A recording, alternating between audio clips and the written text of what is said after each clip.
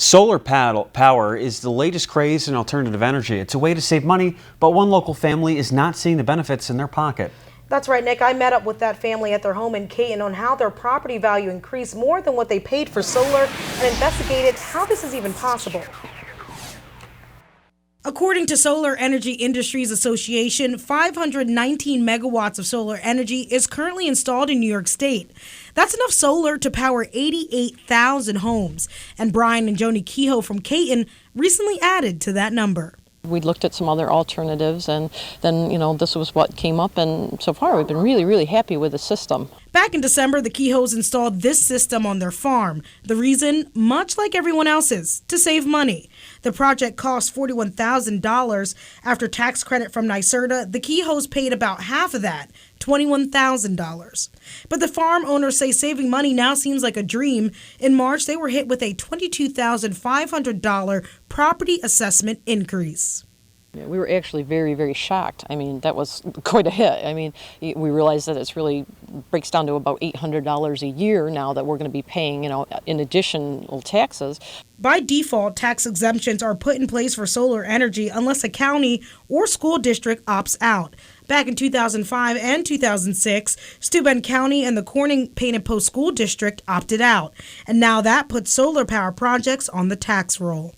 It's a lot of startup costs, but now it's cost prohibitive. The system itself will depreciate far before its efficiency. It just doesn't make sense to, put that much money in and then, put more money in. It's never going to really pay for itself like we had planned that it would.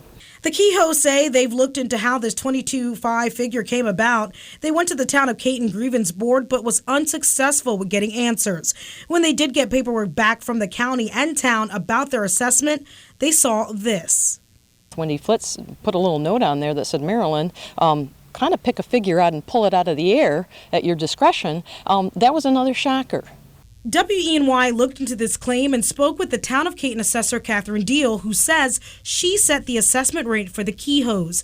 And while talking with Deal, who did not want to be on camera, we asked if there was a specific formula, method, or strategy to assessing solar panels. It's relatively new, but I feel as though that it's a realistic approach to assessing solar. Even though it is a newer improvement to our area in particular, the cost of the system to them after all of their grants, minus the ones that they claim on their income tax, is the fairest method that I've found. We also asked Deal if she thought the Kehoes were saving money switching to solar if their assessment was raising more than what they paid for the system. She said, "It's really hard to say, honestly. I mean, I don't know what the projected savings is. As an assessor, we're usually not privy to those details." But the Kehoes, on the other hand, believe it hurts the little people. Everyone should know that they, in Steuben County, if a county has opted out on this law or a school district, everyone needs to know what they're getting into.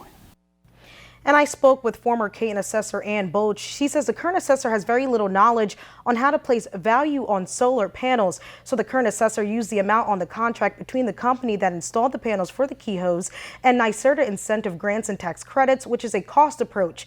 According to Boach, the Town of Caton currently operates on a sale approach, which means you would have to compare 3 like properties in order to do an assessment. The Kehoes say they are currently the only ones with solar in the Town of Caton.